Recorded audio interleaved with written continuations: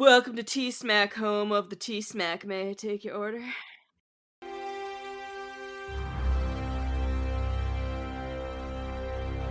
Hey there, hi there, hello there. Welcome to an all-new episode of Talking Smack, where we talk superheroes, movies, animation, comics, and much, much more. Actually, this week we're pretty much talking exclusively that. I am your host, Josh Scar, and joining me, as always, is my co-host, Alex. Alex, how are you doing today? I'm excited. We're talking the much, much more section. So let's talk about the toll raise that's going to go through on I-80 in Chicago. There are feelings involved. I have some articles here, including the articles from the 80s that say, hey, listen, once this section is redone, no more tolls.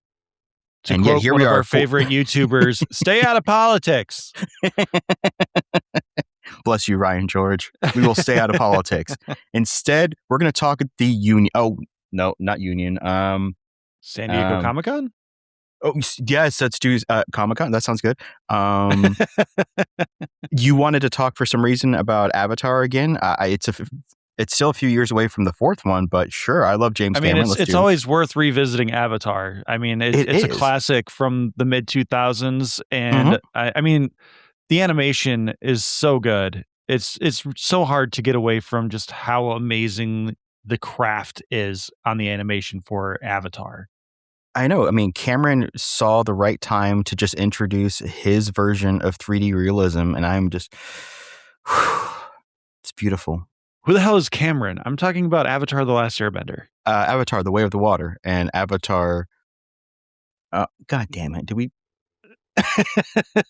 Listen, let's talk politics. Trademark office. You're allowing too many things that are too closely related here. No, we're compromising, and we're going to talk the Marvel panel that came up last night before we recorded. It seems like they released a new Doomsday trailer, which had been wandering around for a while. They are sticking with Doomsday as a thing with this year. Like, I thought for sure one of them was going to be moving, but Dune released a new trailer ahead of the Odyssey. And now we've got a new Doomsday trailer. Both of them are still saying December 18th. So it seems like that's going to happen. We got confirmation that, indirect confirmation, that the rumored 3-part Secret Wars Avengers thing was not going to happen because they announced that Black Panther 3 is going to be happening, and that is releasing in December of 2028. So that means this December we get Doomsday. Next December, we get Secret Wars. The December after that in 2028 is going to be Black Panther 3. Maybe the most controversial news, at least for you, Alex, is that they confirmed that David Johnson, who played, what was his, it was another A name, wasn't it? In Alien Romulus, right? Yeah, he was the android in Alien Romulus. He did, and I remember us praising that performance. Like he did so well up until they had him do the "Get away from her, you bitch" line, which, like, I can't fault him for that. He's delivering it the way he was told to. It's just a bad line, and not necessarily his fault. It's going to be hard to deliver that line in any meaningful way. Andy, but I'm okay with the casting. I think he might be a little short. I saw a video of him coming out and hugging people, and he and Letitia Wright are like the same height. And that was a little surprising to me. But otherwise, he's also in The Long Walk, which is another really good performance from him. I have faith Ryan Coogler could get a great performance out of a potato. So, like, I'm here for Ryan Coogler bringing in T'Challa Jr. and seeing where they go with this, because the expectation is Doomsday, Secret Wars. There's going to be some kind of like time dilation, and baby T'Challa is going to get grown up into big T'Challa and become Black Panther number 3, which feels like a weird trope for them to be doing and introducing a new Black Panther in every movie. It seems like it's kind of diminishing what the Black Panther is supposed to be, but I'm also just being a little facetious there. I think it's good. He's a very strong actor. And by the way, I will have you know, I have already sent in my demo reel to Coogler. I am going for the part of potato number 4. It is during a dinner sequence, and I'm just going to lay on the table. It's going to be great, but stupid. I was trying to think of a way to call you a hairy potato, since you're supposed to be a cat, but I just doesn't. No one wants to see a hairy potato on a table. No, I think it's good. I am a little weirded out by the aging, just because we last saw in Wakanda Forever, which was 2022, seemingly a 3 to 5-year-old that Shuri walks up to, which would be appropriate for the distance between Black Panther to Wakanda Forever. But having someone who is as old as Shuri coming in for the mantle seems a little off. And you're right, it is a little odd that if he's coming to take over the mantle of Black Panther, then the first movie made a big deal about all the poppy being burned. And the second movie, it seemed like Shuri made like a synthetic kind that assisted her. Yeah, she created an artificial flower that essentially has replaced the other one, which like it's hard to fault Black Panther 2 for what they had to create after Chadwick Boseman died. Like they that was were just brutal. Yeah, they were just put into a box narratively that they were just like, okay, well, we have to fix this somehow. And that was the choice that they came up with. Personally, I really dislike movies and TV shows that make me have to accept a reality in which these two actors that are either the same age or within like a year of each other are mother or son or something like that. So it's going to be really odd to see T'Challa's son, who was as old as Shuri, standing next to her. And I'm assuming they're not going to be like, oh, she's in her 50s now. Just like it was really weird with the reboot version of the X-Men where it was like, you had the movie in the 60s, the 70s, 80s, and the 90s. And it had only been like 6 years, but we're supposed to believe that Fassbender and the other ones are now supposed to be in their early 60s and the 90s. And they don't even bother putting flecks of gray there. I'm like, yeah, you're like 42 and you're talking about how young Jubilee is, and Jubilee is being paid by a 25-year-old. It's like, come on. That's the only thing. Yeah, those instances, like narratively, they just were like, no one's gonna care. They're here for the X-Men. They don't care what decade it's taking place in. And no, like the Fox movies never even cared about the continuity of anything. Marvel for a while did, but they're also seemingly just like doing a Halloween where they just went, okay, fine. Post Endgame, everything's fucking sucked, and we're just gonna barrel ahead as if we never did anything, and this is our first comeback since Endgame, which also feels disrespectful to good movies in the MCU, like Multiverse of Madness, Shang-Chi. Maybe find a balance. You don't have to go to extremes, but sorry, the Doomsday trailer didn't do much for me. I am interested in it, but the second that I saw Mystique battling Yelena and a Yelena versus Yelena fight, I was just like, I don't care.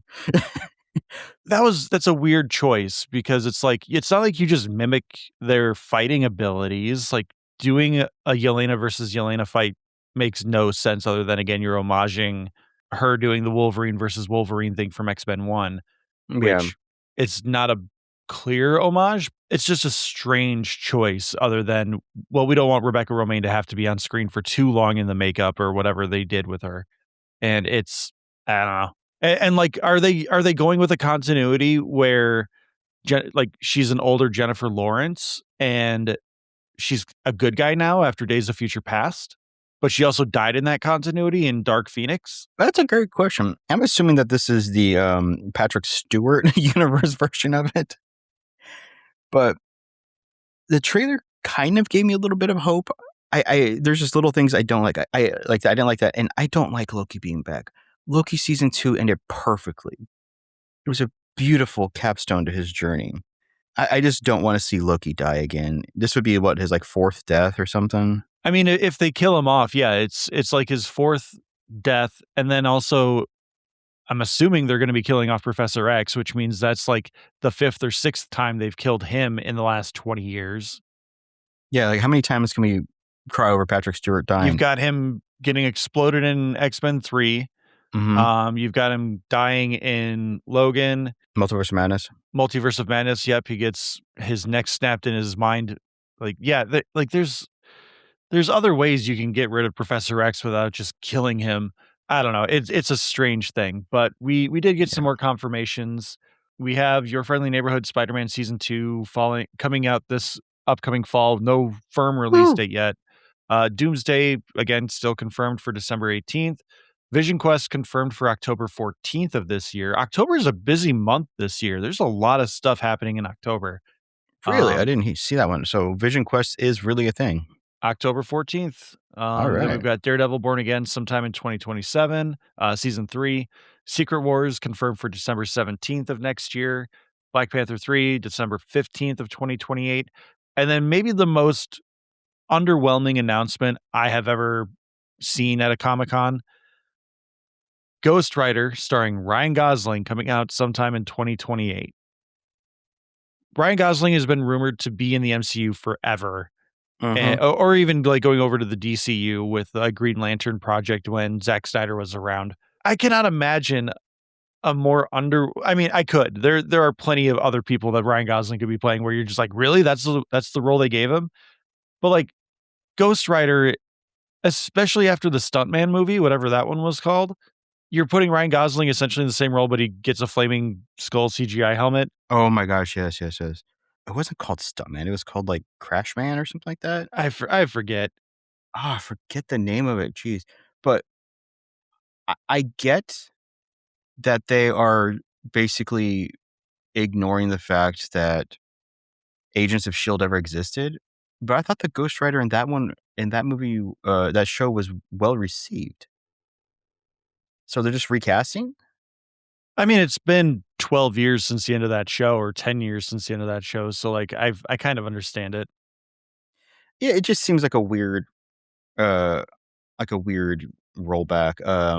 That's right, Gabriel Luna. That's who was it. So Yeah. it kind of feels a little weird to cast aside and go with Ryan Gosling, especially when Sean Levy, who's the same director who's currently filming him and Oh yeah, they're doing Starfighter. Star Wars Starfighter, yeah. Yeah. Oh wow, that's right. Agents of S.H.I.E.L.D. ended 10 years ago, man. I forget that show exists. The middle is not great, but like the beginning is pretty solid. The ending is pretty solid once they like start really just accepting the comic book nonsense. Oh, I bailed out, I think, midway through season 2, where I realized that they were not even going to try anymore tying it to the MCU. Yeah, that's fair. And like the ways they would like bend over backwards to try and be like, oh, well, something happened in the world that caused us to do this stuff, but we can't talk about it. Like, it was pretty blatantly they can't do anything about this. Yeah. But yeah, the announcement of Ryan Gosling, like it's pretty apparent that Project Hail Mary kind of like sealed the deal where they're like, yeah, we need this guy in the MCU, even though he would have been great in the MCU 10 years ago as literally anyone else. I think he might have even made a really good Doctor Doom. But again, if you're I can hiring see a that. face actor like that, like you're eventually going to show their face and it's going to be disappointing one way or the other. These announcements from Marvel they're fine, but they don't carry the weight that they used to. We'll see. I am excited for Doomsday after that most recent trailer. I do have some like nerd quabbles with it, like with Steve showing up and Thor being like, "Oh, prove it to me." Like, take Mjolnir, and he like Steve calls Mjolnir to himself. I'm like, no, that's not right. He needs to just take it. Like having him just pull it just makes it look like they weren't on the same set on the same day. Oh, they weren't. You know that. Probably not. But it's still just annoying that apparently anyone who has lifted Mjolnir can just be like, my turn, and just take it. Well, what's going to really piss you off is when Doctor Doom picks it up. That won't make me mad at all. Like, I think that's a really interesting interpretation of the, like, if they be worthy kind of thing. And if like there's what show was it? There's a show where there's like, if you're pure of heart, you can do this. And the person, I think it was Spectacular Spider-Man. Someone's trying to steal like King Arthur's sword. Someone comes in. Oh no, it's Young Justice. That's what it is. Greg Weisman, same producer on both shows. In Young Justice, there's an episode where someone like they murder their sister to like become pure evil, and they steal Arthur's sword because only the pure of heart can lift it and wield it. And so like everyone just assumes like, oh, you have to be pure good, you have to be pure of heart and just great and kingly, knightly, whatever. And this guy who like murdered his family and his little sister picks up the sword and like, what the hell? Why are you evil? And how can you wield the sword? It's like, it just says you have to be pure of heart. It doesn't say you have to be pure good. And I like, it's such a good twist on those sort of like mythologies. I really like stuff like that. So like if Yeah. Doom can lift Mjolnir by being worthy because like he's trying to save the universe in some fashion, like I'm all for it. I do have a small quibble. Like, if Steve Rogers is back, we already know Sam's in it. I don't want like an argument over like who is Cap. I don't want anything like that. I just want a good moment to see Sam and Steve, kind of like an inversion maybe of the Bucky Cap fight against Iron Man, where they're both trading off using the shield. I want to see that. I don't That want to would be see like good. some. I don't want to see some tension of like, well, I mean, or like some like really obvious like you're being a really great captain or something, and like to like calm down people who are still pissed at Sam's Cap now. No, I don't want that. Just don't acknowledge it. Just give us a good scene where they're both using the shield together, where you see why they are both worthy of the mantle. That's all. I also want to see Steve play mediator in the throuple that is Sam, Bucky, and Steve. That'd be great too. I'd be excited about that. Heck, you know what? If need be, you can have faux Cap in there too. We'll have the 3 Cap. We'll have faux Cap, Agent USA, Bucky, and Sam all working. Sam and Steve all working together briefly. I don't want that. I don't want US Agent anywhere near my Caps. He's a dick, and I don't want him. I love Wyatt Russell, but no, thank you on him. If anything, I want Sam, Steve, and Bucky to see US Agent pop in and be like, "Yeah, Captain America, bros, let's go," and then being like, "What? Excuse you? No, you murdered someone with this shield. You get the fuck away." Okay, you know what? We'll do. We'll have another callback. The 4 of them will be in the back of the car. Well, I mean, we'll be in a car, and he will say, "Hey, can I have some leg room?" And like, it'll be Steve who goes, "Nope." So that's our quick Marvel Comic-Con breakdown. Quick being 20 minutes or so. We're going to hear from Dan and Dan over at Gaming Views, and when we come back, we're going to talk our topic of the week, which is Avatar Aang, The Last Airbender. We'll be right back.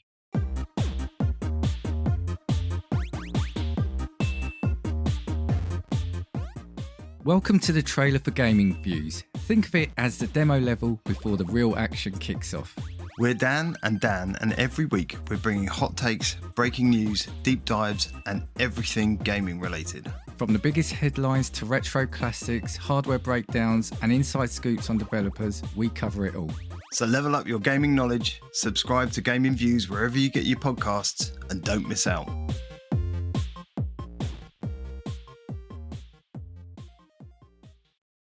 And much like the Avatar gang, we are back, and we are here to talk about Avatar Aang, The Last Airbender. I think it's also exclusively available on Pirates Bay. That may be the best place to watch it. But seriously, if you have a way of supporting this film legitimately, please do so. I just won't promote the studio behind it because they are horrible and we don't like them anymore. Or maybe we never did. I don't know. They originally produced the Marvel movies and they produced Indiana Jones. Weird nostalgia feelings for the company, but modernly they're not great. Which also makes them producing Avatar stuff really strange because Avatar is about unity and cohesion in the world and tolerance, but that's not the owners of Paramount. But let's talk about Avatar Aang, The Last Airbender, the Lego sequel in a sense of the Avatar The Last Airbender TV series, also somewhat of a prequel to Legend of Korra, but not entirely, mostly just setting up Republic City. Alex, you are not extraordinarily nostalgic for Avatar. No. How did you feel about the movie as someone who is not as invested as someone like me? It's beautiful. Like, whatever they decided to do to pump movie revenue into this movie, it's gorgeous to look at. I get why people like the Avatar. The character interactions are wonderful. The personalities are mostly fully defined. The writing was great. It's a fun movie. I haven't seen all of the Avatar stuff. I've watched, I think, most of the first season and some of the second of the animated show, and I kind of bailed out because other stuff came up. I started watching the second season of the live action. We were actually going to be covering that today, but then I remembered this movie came out, and I was like, let's talk good Avatar. Even if this isn't great, this is still going to be better than the live action Netflix shit. I couldn't. I tried.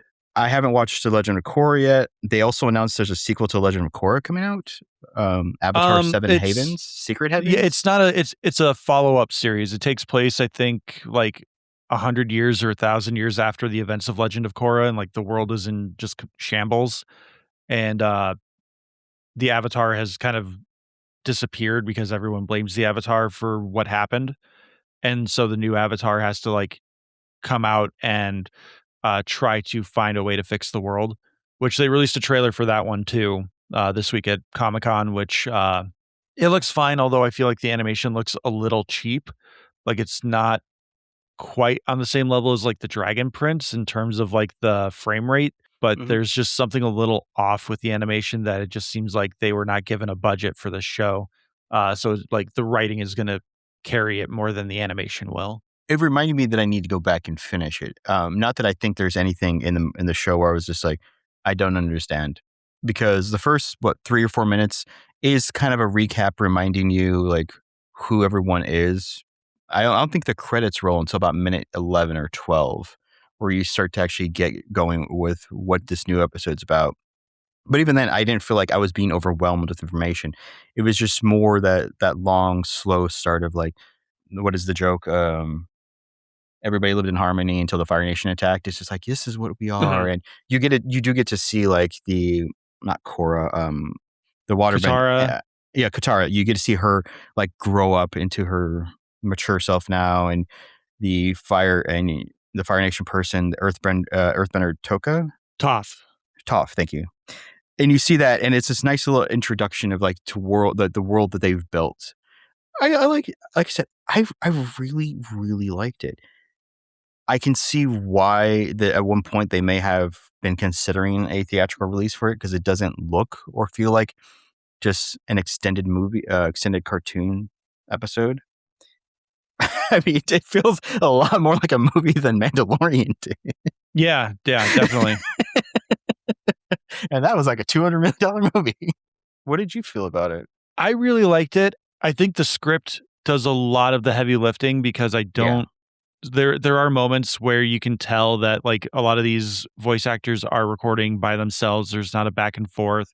Again, as an original Avatar fan, they did recast everyone from the team Avatar. So Zach Tyler Eisen, Mae Whitman, Jack DeSena, Dante Bosco, Michaela Murphy, they're all not returning in this film. They don't even have cameos, I don't believe, somewhere in the film. They've all been recast. So Aang is Eric Nam, Katara is Jessica Matten, Sokka is Roman Zaragoza, which I think he's maybe the best in the recast. I think Eric Nam does a really good job as Aang as well. He carries that like childlike whimsy in him, but when they have him voicing the younger Aang as well, it's a little off. And then this one, as a fan who has watched so many times Avatar: The Last Airbender and Legend of Korra, Steven Yeun as Zuko, I knew something was off about it. Like I hear it, I understand it, but I did not understand why it bothered me. And then I was watching it, and when he starts talking, like something just clicked in my head, and I realized I don't like this casting, because he is also previously in Avatar Legend of Korra. There is like a 2-part episode where Korra, I think in season 2 or 3, she is knocked unconscious, and she's just like wandering the spirit world in her psyche, trying to reconnect with her Avatar spirits. And she goes all the way back to the very first Avatar and like how the world was in the beginning. It's an episode you'll love. Not only is the animation gorgeous, but like it's really amazing storytelling and world building. But Steven Yeun plays Wan, who is the very first Avatar. He gets outcast from his village because he abuses the bending ability that the lion turtles bestow upon him. And he just starts wandering the world, where like in this version of the world, the spirit world and the real world are like merged into one. And so like the reason bending exists is so humans can fend off violent spirits. And as he's wandering, he kind of meets other lion turtles and gets the other bending elements and becomes the first avatar. And I'm not going to spoil anything else, but it's two really amazing episodes of television and just beautiful art, great script, great acting. And Steven Yeun is this character. He's the very first avatar. And so when he shows up as Zuko, after I realized it in the movie, I'm like, that's why I don't like this, is because you're kind of breaking the continuity. And Dante Bosco can do an older Zuko. He's 10 years older than he was when they did the show. He doesn't have to do the hello Zuko here. Like he doesn't have to do the young Zuko impression. He can just be himself and do the voice. But they're trying to kind of maintain a more cultural continuity with the characters this time around. Whereas like Mae Whitman and Jack DeSena, they're both Caucasian actors and they're playing people who are very clearly supposed to be like Inuit inspired or East Asian inspired. So they just went with a complete recast of a more like centralized Asian cast. For the most part, I think everyone does a really good job, although I think the weakest of them is Jessica Madden as Katara. I think she's just a little too flat. She doesn't carry the weight that Mae Whitman put into the character. But everyone else, I think, does a really good job. And I'm not saying Jessica Madden does a bad job. I think she just, either the voice direction or the takes that they chose to go with, they all just felt really flat. They didn't feel like really impactful and powerful. The voice cast recasting is something I really wanted to get off my chest, especially the Steven Yeun thing, because again, I found that a really weird choice to just not bring back Dante Bosco. I think that it might have been more just like, if we're not bringing back these people, maybe we just don't bring back Dante and we just call it a day. But as far as the actual on-screen product that we get, I really enjoyed it. Like I said, the script carries a lot of this. The dialogue is great. Eric Nam does a great job of being an older Aang. Dave Bautista's Taga is extraordinarily surprising. Like there are moments in the film where I'm like, that's Dave Bautista. But then there are moments where he's getting like really aggressive and angry. And usually Bautista will do like a growl. Like he'll just go into his Drax mode. But then he holds back on it. And I was like, maybe it's not Bautista. Maybe it's just someone who sounds a lot like Dave Bautista. And then I watched the credits and sure enough, it is Dave Bautista's like, wow, he like restrained himself, because there is this like really understated strength and wisdom in Taga that I think really makes him, spoiler alert, he makes him a really great villain, because it's a pretty obvious trope if you've seen Korra or Avatar or The Last Airbender. So like when you see him trapped in that suspension bubble, it makes sense that he would end up being the villain. I was more surprised at the insinuation of like, oh, the Earthbenders were peacekeepers, and I was just really dreading that the Earthbenders were going to be the dominant benders of his era. And when we find out that no, the Earthbenders were actually the peacekeepers, and he just took it to an extreme after he saw so many of his comrades die in battle that he broke. I was like, okay, that's more understandable. I was just really getting concerned that we were going to be dealing with an avatar that was evil and putting a hat on a hat instead of it being an evil airbender. It's also an evil avatar. And so her hiding away in shame made a lot more sense than it was her just not wanting to be around the goody two shoes avatars. So I was really happy with that. But overall, I it's a must see movie for me, and I really enjoyed it. It was a really great reintroduction to this world, and as you said, the animation is gorgeous. There are some shots in there that it's not the same kind of art style as the last or the Wild Robot, but it is kind of that same idea of every frame a painting.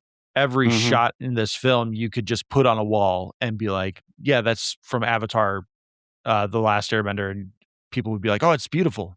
No, I can agree with that. Now, I do have one minor quibble about the voice acting since you brought it up. There was a recast in the voice acting that really, really pissed me off. The cabbage. Merchant was replaced. Yeah. James C is replaced by Ken Jeong. Why would you recast? Why do you need to recast it? They brought him back for the Netflix show. I don't know. They brought the original guy back for the Netflix show, and you have to bring in a celebrity to be the Cabbage Man for this one with Ken Jeong? It was so weird. That aside, I had the same reaction to Dave Bautista as you did, because when watching the movie, I was like, that voice is familiar. And it was a little itch I couldn't resolve. And then he said some line. I went, that's Dave Bautista. It was one of the gentler lines, because as the movie unfolds, Aang is dealing with a threat that he cannot quite handle. They're working to rebuild the world in peace. And he is really burdened that he is the only airbender. The other societies are building up. You still have Toph and the Fire Nation. Zuko, thank you. And you have their societies really being built up. But he's by himself. And I mean, part of me is like, my friend, you are now in your 20s. And you have a girlfriend. There's a natural way to do this. It will take time and it will take energy, but you can do it. Have children, raise them up. But I actually don't know how airbenders are made. So that's one question that Ricky and I were really kind of trying to figure out, because we thought for the longest time, I've thought that like airbenders are like Jedi, where they just get born into the world, and then once it's discovered that they're airbenders, they get taken to the air temples to be raised as a monk and learn the ways of being an air nomad. But this movie didn't really talk about any of that. It did go into like the origins of being an airbender, where they were able to make more using the staff. But they never really talked about how apparently each bending ability is landlocked, like it's locked within each region. So if you're in the North or South Poles, you're pretty much going to be an airbender or a waterbender or nothing. If you're in the Fire Nation, you're going to be a firebender or nothing. If you're in the Earth Kingdom, you're going to be an earthbender or nothing. And I guess maybe someone could migrate from one area to another, and maybe they, like if a waterbender moved to the Earth Kingdom, like maybe their DNA would give them waterbending powers. I don't know how it works, but it's something that I feel like they could discuss and reveal, and it would make plenty of sense however they want to do it. And so Aang is dealing with a group called the Deniers, which, by the way, that's a great name, by the way. Oh, the Denied. Oh, the Denied? I thought they called them Deniers. No, I think they were just straight up the Denied. I can speak today. I like that. Especially you give the leader of them. She has this cool little like almost dagger like red painting around her eyes, which I was like, that's a nice little detail. It kind of like lifted from Sokka's girlfriend from like season 2, that assassin tribe. Oh, Suki, who gets a raw deal in this movie. Yeah, where is she, by the way? She gets a cameo at the end when they're doing like all the still shots of Republic City rebuilding. So are her and Sokka not together? You muted That's yourself. something that, as far as I know, we still have not really resolved, is that did Sokka and Suki end up together, or did they just end up becoming friends? I haven't read all of the supplemental comic material that they deal with, so I have no idea what the end result is for Sokka Suki as a relationship. I was really mad there was no Mei and there was no Suki. I know they're bringing back the original Avatar gang just to keep the roster smaller, but I really wish they would have at least brought Suki along. But like they don't even acknowledge Mei. Well, kind of, because where I left off in the TV show, I think it was like episode 3 or 4, something like that. They had the big dramatic romantic moment between the two of them where their fingers touched. And I was like, oh, okay, by season 3, we may get a chaste kiss. But she wasn't there at all. So I was like, oh, okay, I guess he's single again. He's the only person who I did not actively enjoy, because I felt like his attitude character was completely stunted. Like, he has not matured, changed, or anything in 13 years. Which is maybe why they kind of jettisoned her, to be like, listen, we can't have him actually we cannot have him be in his late 20s, early 30s, and she actually still likes him. Not with this attitude. He's supposed to be in his mid-20s. I think he was like Okay. 15. I think he's 15. So if this is 10 years after, he's 25. Okay. But no, I think that's actually a really good point. Maybe they put her out of the movie so that he feels more just like regular original Sokka, and he doesn't have that. I'm not. Yeah. I am all for Suki. I love Suki. She's probably my favorite character in this entire franchise. She's amazing. But I don't think they wanted the relationship baggage making Sokka a little less Sokka-like. I can see that. And so maybe that's the reason they decided to just not have her around. So like maybe when she's around, he's a different guy, but when she's not around, he's like original recipe Sokka. I can see that. Maybe that's why they decided not to do that, is they didn't want him having the baggage of the relationship to alter his character enough so that even though we have all these new characters who are grown a little more mature, Sokka still just feels like Sokka. And so like we just kind of, even though he does feel a little static, he's still older and doing more stuff, but he's also still just that kid at heart. So the Denied are causing problems, and they're looking for the staff of Sonam, a legendary bender. Avatar? Yeah, a legendary avatar. Yeah, she was an avatar. She's the lost avatar. And Aang is having problems because as powerful as he still feels weak against groups. And there's a great early battle scene where he's struggling to basically right a tower and then passes out and is heavily injured from it. Which, wait, the scene where Katara is healing him with the water, seeing that in animated form made me remember why it doesn't really work for me well in the live action show, because it's basically they just take a bubble of water, a little, big ass water droplet, and they like kind of rub it into you, and it heals your body as it happens. And I was like, okay, that's kind of like weirdly animated, but I can kind of see what they're going for. But seeing it, and then the live action, but seeing it actually animated, I'm like, I get what they mean for it. It blends better. The separation of live action to animation makes it feel oddly enough more real, more plausible. But as Aang's speaks to the other avatars in his avatar state, he finds out some information, he starts looking for it, and that's where he finds Dave Bautista's Taga, which he thinks originally is Somnam.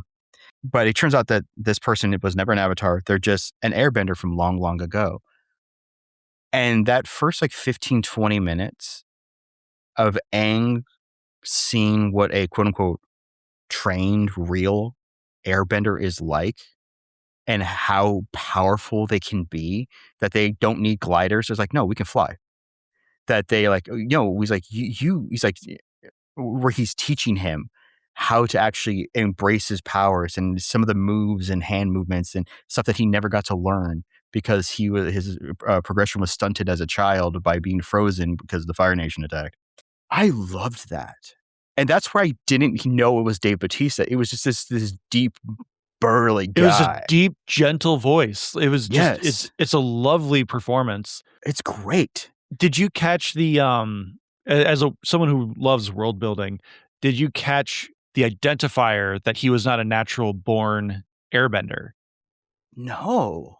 So the tattoo on his forehead, the arrow tattoo, matches the staff. Oh. So if you look at Sonam, she has a completely different tattoo as a natural born airbender. And I think it's a way of them like, not necessarily a caste system, but them kind of like honoring, like, you were not natural born airbender, but you are still an airbender, but your tattoos are going to be different to kind of signify that.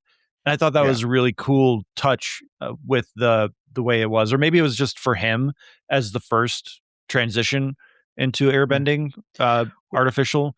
But because the staff, the MacGuffin, the staff is a staff of a great power that the avatars, that the avatar made, the lost avatar, and so she can grant people airbending powers. She's able to tap into the spirit world and use the power of the lion turtles to create airbenders to bolster their numbers as a peacekeeping corps. Yeah, which the deniers are the Denied. You're right. It is the Denied. The Denied are after it because basically they're like, why are some of us not allowed powers? This is ridiculous. And it turns out there's this magical staff, and which I think is a fascinating way of doing things, but also it explains why, to me, it helps reinforce why there are so few airbenders, is because there are supposed to be this small contingent of powerful peacekeepers, and they should not be bolstered. They should not have they should not be in a power stasis where they have so many numbers around them that they can enforce their own will. They are the mediators, because if you start just gifting this power out to everybody, you start having conflicts and issues with other nations. It diminishes the role. I like that. I was a little afraid when it was starting to build up. I'm like, so is this going to be like some kind of like everybody is like nobody special because everybody's special kind of lesson? What's going to happen with it? But you see that initially was a mistake, that if we were taking away the right of whether it's DNA or the spirit world or however people emerge with powers, and you enforce it upon everyone, you're going to disrupt the balance of nature. And Dave Bautista does a damn good job of doing that. The Denied are a really good foreshadowing for Legend of Korra. So like if you go from Avatar: The Last Airbender to Avatar: Aang, the Last Airbender into the Legend of Korra, the Denied are the precursor to the Equalists that we see in Legend of Korra, because the first season deals with essentially the same story of people who have no bending abilities are underrepresented or have no representation at all, and they hate that they are second-class citizens to benders. And so the entire season is escalating to this civil war concept of the Equalists trying to overtake the benders through like technological means and other ways, because the benders have become so powerful in Republic City and across the world that anyone who does not have bending is just stuck. They can't do anything because they don't have power. Oh, okay. Yeah, I can see that. I was looking it up because the name looked familiar, and I was looking at the Comic-Con pictures from I think last year, or maybe it was earlier this week. So the voice of Sokka, I think the reason we really like him, on top of just doing a good performance, is he is in our favorite show, which also just happens to be a Paramount thing. Roman Zaragoza, or Roman Zaragoza, I'm guessing because he has an accent. He is maybe better known as Sasapis in No way. Ghosts. Yeah. Oh, that's awesome. Badass. Good. Man, make like 2 or 3 more. Give him work. Yeah. Whenever he has the opportunity in the show to literally let his hair down, and like when he's in Jay's dreams or the other friend's dreams or whatever, than that, every single time my wife and I go like, God damn, he's a drag. It's just like he's great at the show. I love his ability as Sasapi to just be this chaos gremlin who just is amused by causing disruption with everybody. And then he being Sokka, okay, that's awesome. I didn't realize that. And then looking at the cast list again, we didn't talk about Toph a lot, but Dion Kwan, who is the voice of Toph, she is legally blind. So like that's a little cool extra bit of casting that they did. She was also the voice of Kimmy in the Rugrats, starting with the Rugrats in Paris movie. She's also Trixie Tang in The Fairly Odd Parents. So she's had some good work. That's cool. Neat. Very cool. So as we start wrapping up, let's just do real quick. Which one was your favorite cameo? The main cameos that we had were Ronnie Chang as the Fire Nation messenger. As you mentioned, Ken Jeong as the Cabbage Man for whatever reason. You also had Taika Waititi as the Spirit, which that was another one where I was like, that sounds like they're trying to be Taika Waititi, but it doesn't sound quite like Taika Waititi. And then the other one was Kihei Kwan as Avatar Jean. For one, I did not know Kihei Kwan. I didn't realize that. Oh man, how did you not pick up on that? Like that was as soon as he started talking, like that's Kihei Kwan. I love him. Because I also love having this like demure, tiny, nerdy little avatar instead of them being like just these hulking bodies. He was the last one. They like the old. He was the one that sent him towards the mountain. I legit thought that was a female actor. Oh, okay. You know what? Now I can hear it. Okay. I get it. I get it now. All right. Yeah, because he. Oh, right. Okay. And yeah, I didn't like Takeshi Waititi being the gorilla aardvark. I thought he was doing a Jermaine Clement shiny kind of thing. Yeah, that's maybe what it sounded more like. Because he was definitely putting on a performance. He wasn't just being Taika Waititi. At one point, I thought it was maybe Rhys Ifans, or not Rhys Ifans. What the heck's his name? Rhys Darby. I thought it might have been Rhys Darby. But then I saw in the credits it was Taika Waititi, and it was just like, that's a little more disappointing because the creators of Avatar have a relationship with Rhys Darby because he played Karan in the Netflix Voltron series. Oh, okay. I didn't particularly none of the cameos really stood out to me.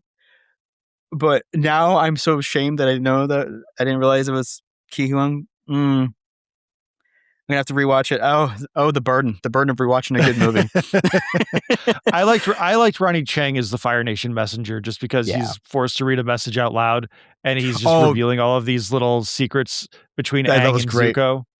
That was great. I like that one because that's a perfect Ronnie Chang opportunity. I understood that casting 100%. I mean, there's not a whole lot to say other than it's just a good movie.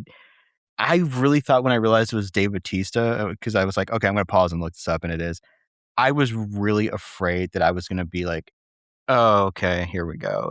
This is going to be. He had a good, but it's like once you realize who it is, it's going to be like, oh, okay, here we go. It's going to start to suck. But no, it was great. The battles were great. The resolution. It's one of those performances as well that's like, Taga is not in the right. He's not in one of those the villain was right categories, but he's in one of those I can empathize with how he's feeling categories. And that's also still a really good villain.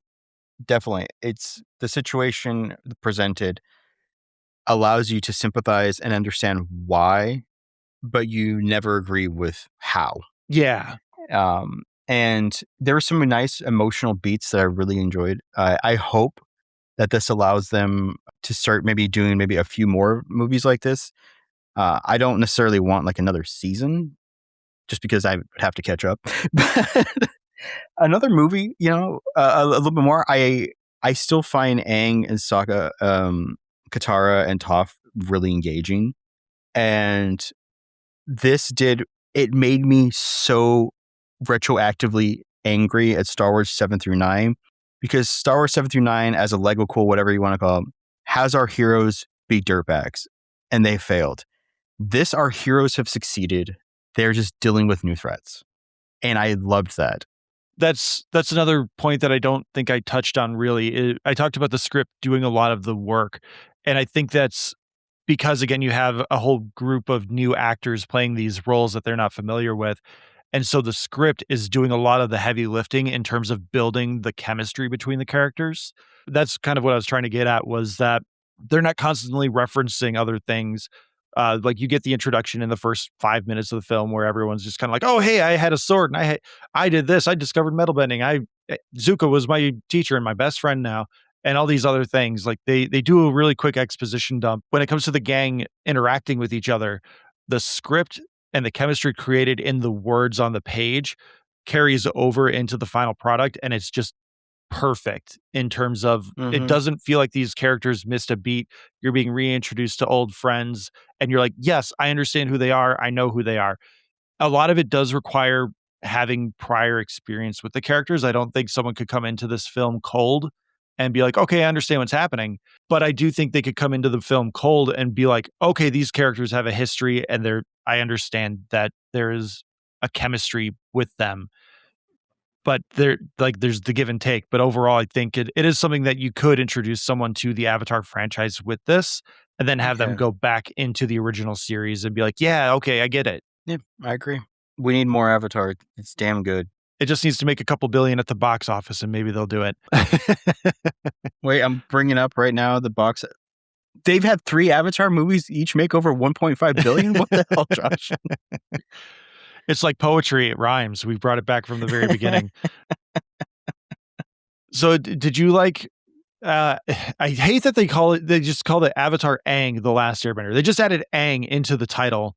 Like, I think it was originally titled like The Legend of Aang or something like that, or the Avatar Aang, The Legend of the Last Airbender. I don't know what I forget what it was originally called, but like calling it Avatar Aang, The Last Airbender is just a little annoying. But if you enjoyed this film, the title being the worst part of any of it, let us know in the Discord. Alex, let everyone know about the Discord. Our Discord is tsmackpod@gmail.com. There's a link down below. It's where we post our news, instant reactions, thoughts, opinions on everything, including the much, much more.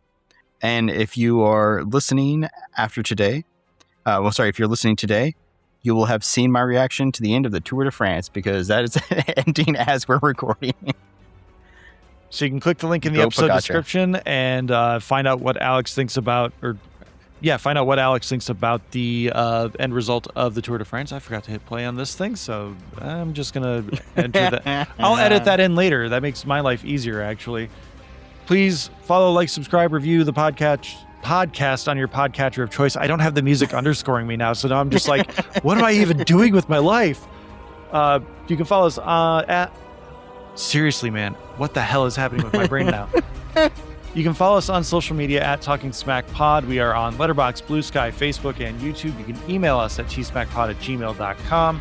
Thank you to Leo Allen for our musical themes, Beppo for our original avatars, Retro Ale Studios for our Ricky avatar. Please like, subscribe, rate, review on your podcatcher of choice. Leave comments on other podcatchers such as Spotify and YouTube. Alex, there's a TV show out there that people should be watching. What is that TV show? Star Trek Brave New Worlds. Strange New Worlds comes out season 4 in like a few weeks, I believe. I think it just started, actually. Well, then there you go. I think I'm pretty sure it's the last season of it. Yes. So yeah. Go watch that. Or maybe there's one more. Maybe. I think they're doing a total of 50 episodes, so maybe one more season. No. But there's a puppet episode in this season coming up sometime soon, so that we have that to look forward to. Thanks everyone for listening. Take care. Watch Star Trek. Who loves T-Smack? I love T-Smack. Is it true? Mm-hmm. I do. Ooh.